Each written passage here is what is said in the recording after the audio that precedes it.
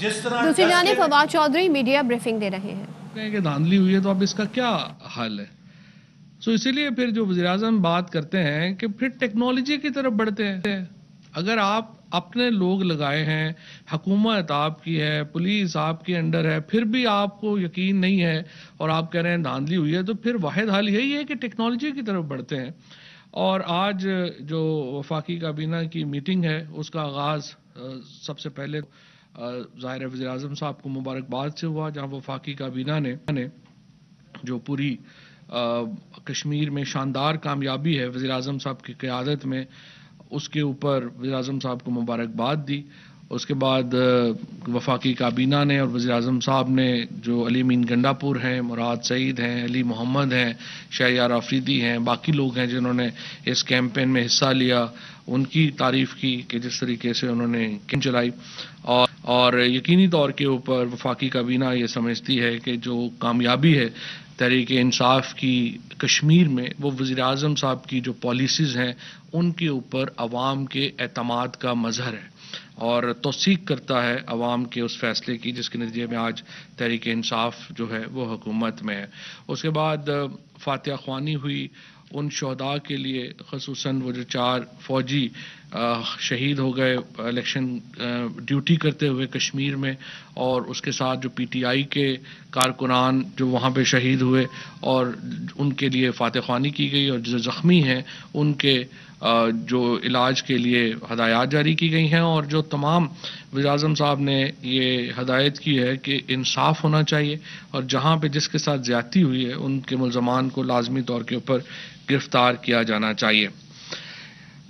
पिछले 2 हफ्तों से आपको याद होगा कि हमने बात की थी कि जो एक्सेसिव प्रोटोकॉल और सिक्योरिटी ड्यूटीज़ जो हैं वो दी जा रही हैं, उसके ऊपर एक डिटेल्ड रिपोर्ट जो है वो काबीना को आज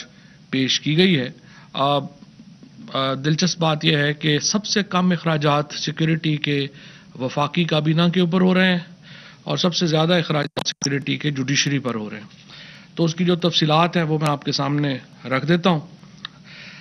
वफाकी दारुल हुकूमत पुलिस की जानब से सदर, वज़ीर-ए-आज़म, गवर्नर्स, वज़ीर आला, वज़ीर ममलिकत, मुशीरान और मुआवनान ख़ुसूसी की सिक्योरिटी पर 762 पुलिस एहलकार तकरीबन जो हैं वो इस वक्त तैनात हैं। 14 रेंजर्स के और एफसी पुलिस एहलकार हैं। इनके ऊपर जो कुल सालाना खर्चा यानी जो वफाकी हुकूमत में बशमूल वज़ीर-ए-आज़म सदर के हो रहा है वो 700 मिलियन का हो रहा है। जो जज साहिबान की सिक्योरिटी है जो इस्लामाबाद में,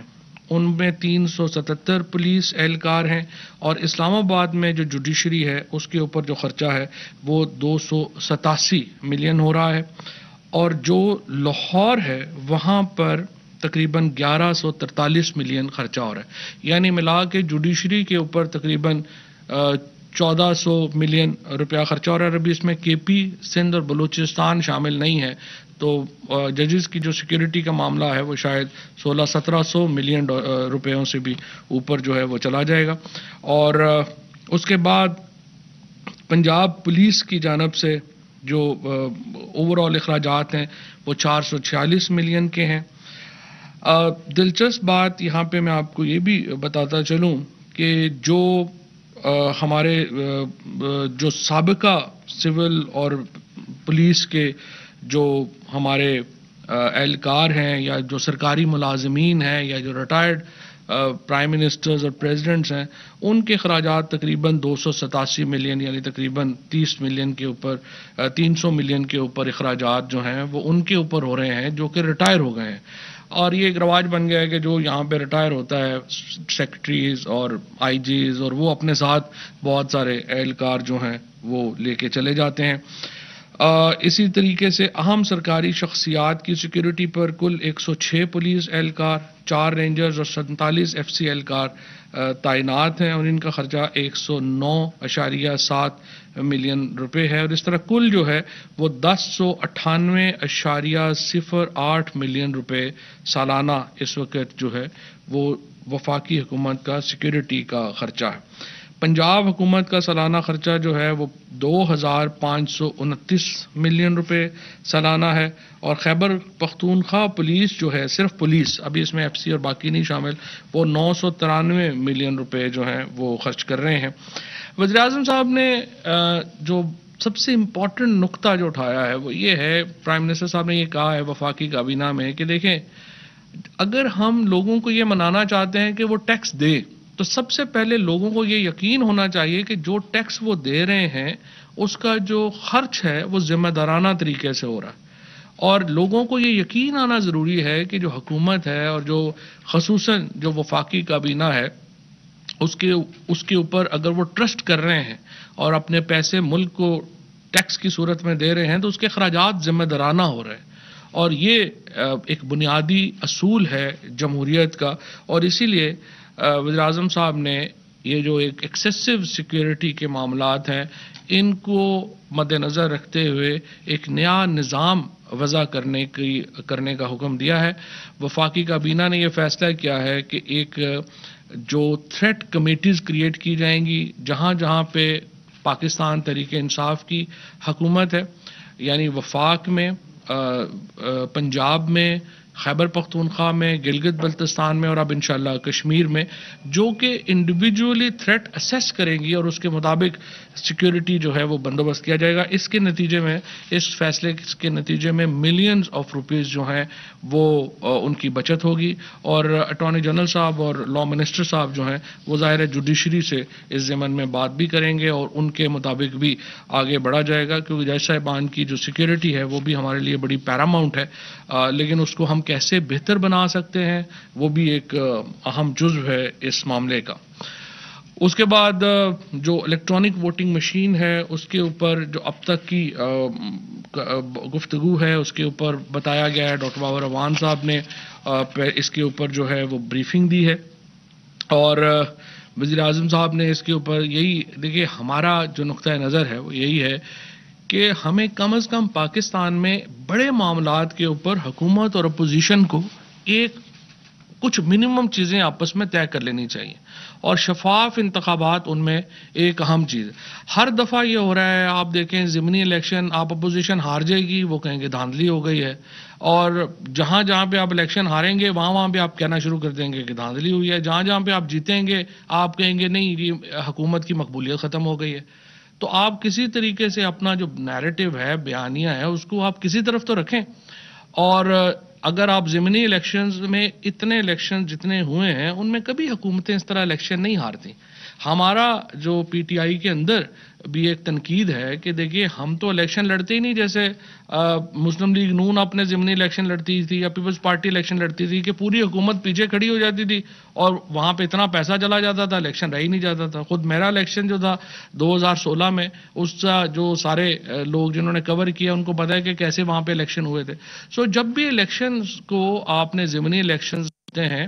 ہماری یہ پہلی حکومت ہے پی ٹی آئی کی جہاں پہ ہم نے فری اور فیئر الیکشنز کو یقینی بنایا ہے، اور اگر اپوزیشن سمجھتی ہے کہ اس نظام کو ٹھیک کرنے کی ضرورت ہے، ہم نے اپنے 49 نکات پہ مبنی اصلاحات رکھ دی ہیں، آپ اپنی لے کے آ جائیں، ہماری کوئی صحیفہ تو نہیں ہے کہ لازمی طور پہ ہم ہی ٹھیک ہوں گے، ہماری جہاں پہ غلط ہیں آپ اپنی لے آئیے اور بتائیے کہ اس کو اس طرح سے ٹھیک کرنا ہے، اس پہ ہم آگے بڑھیں گے۔ اور صبح بھی جس طرح سے میں نے بات کی تھی کہ اپوزیشن کے ساتھ جو معاملات ہیں وہ ابھی تک بہتر طریقے سے آگے بڑھ رہے ہیں،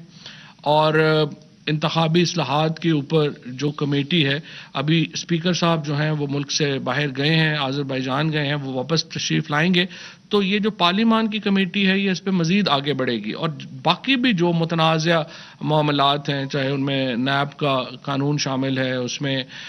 جو الیکٹورل ریفارمز شامل ہیں، اور اس میں باقی جو چیزیں شامل ہیں، اس کے اوپر بھی ہم اپوزیشن کے ساتھ ایک سیر حاصل گفتگو کرنا چاہتے ہیں، اور ہم کم از کم یہ سنجیدہ ہیں کہ ان معاملات کو ہمیں آگے لے کے جانا چاہیے۔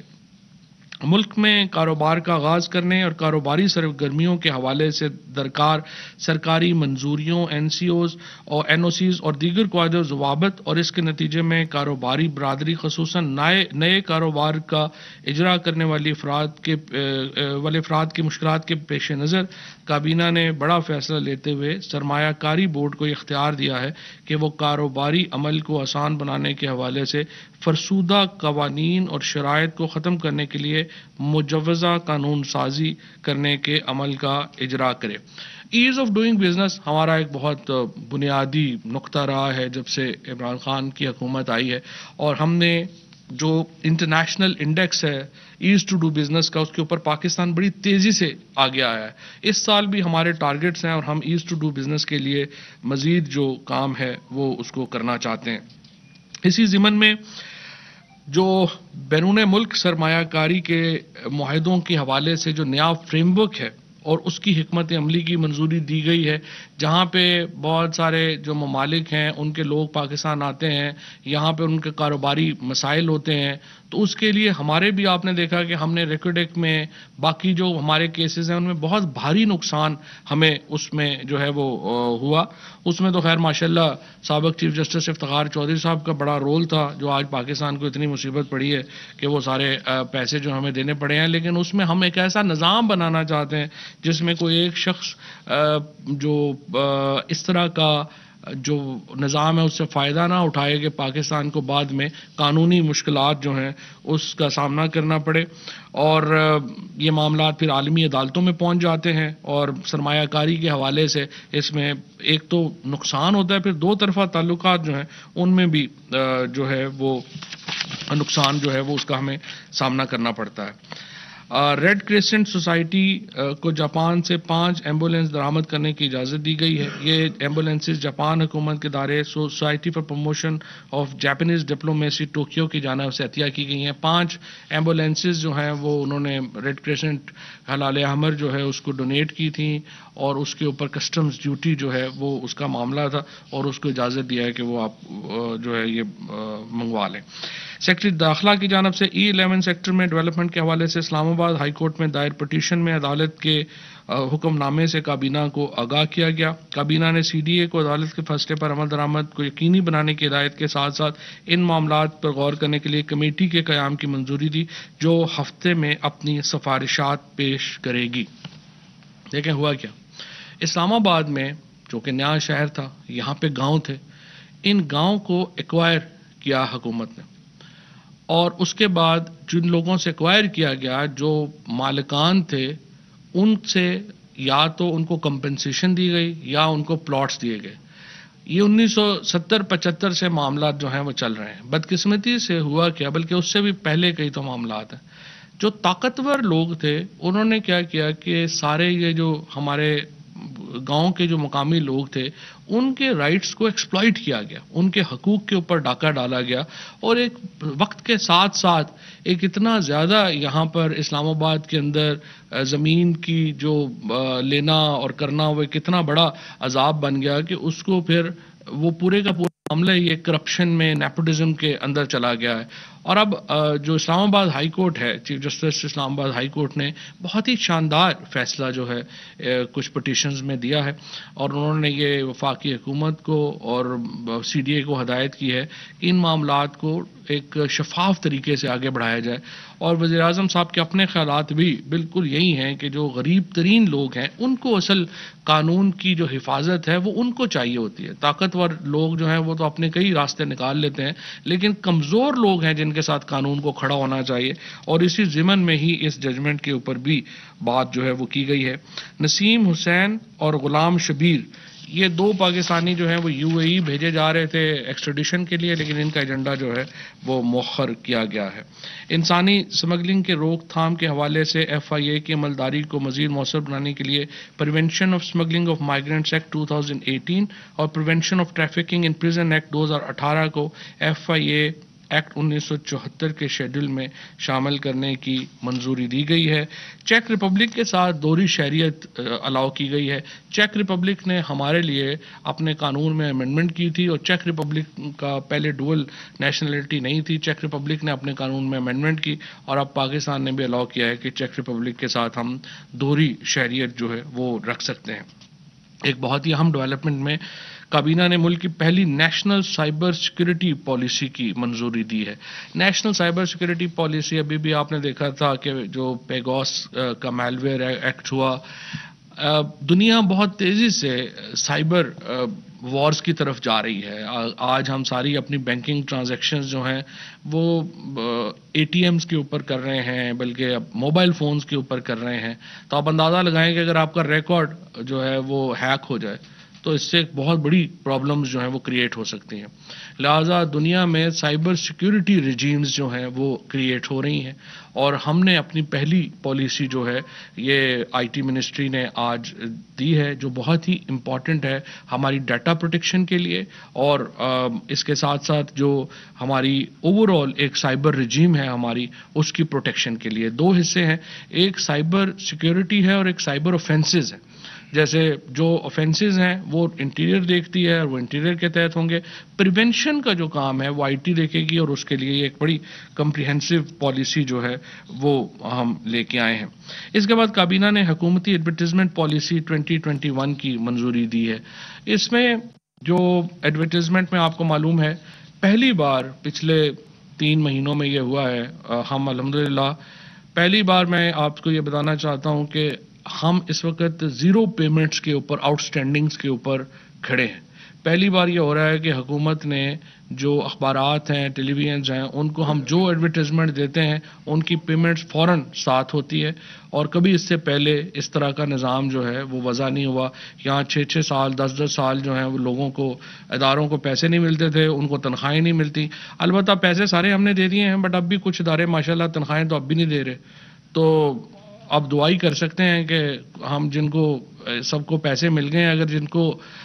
کوئی پرابلمز ہیں تو وہ آ جائیں ہمارے پاس، ان کی پرابلم بھی دور کرتے ہیں۔ لیکن صحافیوں کو، اور خصوصاً جو ہمارے ٹیکنیکل لوگ ہیں، جو ہمارے جو رپورٹرز ہیں یا کالمسٹ ہیں یا اینکرز ہیں، ان کا تو پھر بھی ایکسیس ہے، وہ شور مچا سکتے ہیں۔ لیکن جو ٹیکنیکل سائڈ کے اوپر لوگ ہیں، آپ کے انالیز ہیں، آپ کے کیمرہ مین ہیں، آپ کے ٹیکنیکل سائڈ پہ باقی لوگ ہیں جن کا اس طرح کا ایکسیس نہیں ہے، ان کی تنخواہیں تو بہت تھوڑی بھی ہیں، اور ان کو تو بالکل نہیں روکنا چاہیے۔ تو اتنی بڑی ہم نے تقریباً مدد کی ہے اپنی گورنمنٹ کی طرف سے، جتنا ہم کر سکتے ہیں ہم نے کیا ہے، اور اس کے لیے جو قانون سازی ہے وہ بھی ہمیں انشاءاللہ ہم اس کے اوپر کام کر رہے ہیں، اور وہ لانی پڑے گی۔ لیکن اس میں یہ میں سمجھتا ہوں کہ آرگنائزیشنز کو خود بھی خیال کرنا چاہیے، اور اپنے جو ورکرز ہیں ان کو پیمنٹس جو ہیں وہ فوراً جو ہے وہ کرنی چاہیے۔ ایک اور بہت اہم پالیسی جو ہم نے کی ہے وہ یہ ہے کہ ڈیجیٹل ایڈورٹیزمنٹ الاؤ کیا ہے۔ تو پہلی دفعہ پاکستان کی تاریخ میں جو ڈیجیٹل میڈیا ہے اس کو گورنمنٹ کی ایڈورٹیزمنٹ جو ہے وہ میسر ہوگی۔ میں جب 2018 میں انفارمیشن منسٹر بنا تھا تو میں نے فائنانس منسٹری کو یہ لیٹر لکھا، اور میں نے انہیں عرض کیا کہ اس وقت تقریباً 3-4 ارب روپے کی ایڈورٹیزمنٹ، ڈیجیٹل ایڈورٹیزمنٹ ہو رہی ہے، جو میرے خیال میں اگلے 2-3 سالوں میں ڈبل ہو جائے گی۔ تو آپ اس کی اوپر اپنی پالیسی لے کے آئیں۔ اب وہ 2-4 سال میں ڈبل کیا ہونی تھی، وہ 4 ارب 25 ارب پہ چلی گئی، اور ایف بی آر جو ہے اس نے ابھی تک اس کے اوپر اپنی پالیسی جو ہے وہ نہیں بنائی، لیکن ہم نے ایڈورٹیزمنٹ کو ایڈوانس موڈ میں ہم لے گئے ہیں، اور اس کے ساتھ ساتھ ہم نے پروسیس بنائے ہیں اور آسان کیے ہیں۔ اس کے نتیجے میں ایک ریولوشنری چینجز جو ہیں وہ ایڈورٹیزمنٹ کے ضمن میں ہم لے کے آئے ہیں، اور ایک ٹرانسپیرنسی کا جو پرنسپل ہے، پہلی دفعہ جو پی آئی ڈی ہے وہ 100% پیپر لیس ہے، تمام کام جو ہیں وہ ڈیجیٹل ہو رہے ہیں۔ کسی کا جو بھی اشتہار دیکھنا چاہتے ہیں وہ جا کے اشتہار اپنا روز ویب سائٹ پہ دیکھ رہے ہیں، کس ادارے کو کتنے ملے، کیا ہوا۔ اکارڈنگلی ہم نے جو ٹرانسپیرنسی لے کے آئے ہیں، اس کے بعد ہم نے ریٹس ایڈجسٹمنٹس جو ہیں وہ کی ہیں، اور ہم نے جو پیمنٹس ہیں ان کو کے اوپر لے کر کے آئے ہیں۔ اور اب انشاءاللہ یہ جو ڈیجیٹل ایڈورٹائزنگ ہے یہ ایک نیا ریولوشن کا باعث بنے گی پاکستان میں، جو ہماری ڈیجیٹل میڈیا ہے اس کے لیے۔ اس کے ساتھ کابینہ نے انڈر راحت احمد اوان ستارہ امتیاز ملٹری کی بطور director Korangi fisheries harbour authority Karachi کی تعیناتی کی منظوری دی ہے، لیکن ساتھ ہی یہ ہم نے کہا ہے کہ اس کو ذرا جو ایڈورٹیزمنٹ ہے اس کو بھی ذرا پی ایم صاحب نے کہا ہے کہ ان کو دیکھیں کہ جو لوگ ہیں ایڈورٹیزمنٹ میں وہ کیوں زیادہ لوگ جو ہیں وہ نہیں آ رہے۔ کابینہ نے پاکستان ایگریکلچر ریسرچ کونسل کے بورڈ آف گورنرز کی تعیناتی کا جائزہ لیا ہے۔ چیف ماہر شماریات چیف اسٹیٹسٹیشین کی تعیناتی کا ایجنڈا مؤخر کر دیا گیا ہے۔ Hydro carbon development institute of Pakistan کے بورڈ آف گورنرز میں 4 ممبران کی منظوری دی گئی ہے۔ معین رضا خان، سید فراست شاہ، ڈاکٹر عبداللہ ملک اور شاہد سلیم خان اس میں شامل ہیں۔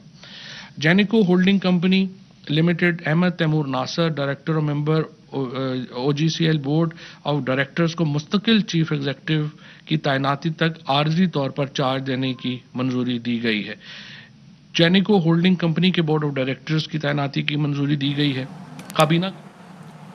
وفاقی وزیر اطلاعات و نشریات فواد چودھری کی نیوز کانفرنس جاری تھی۔ نیوز اسٹوڈیو سے فی الحال اتنا ہی۔ اس سے بھی خبر اس کی اپڈیٹس کے لیے دیکھتے رہیے آوائی نیوز۔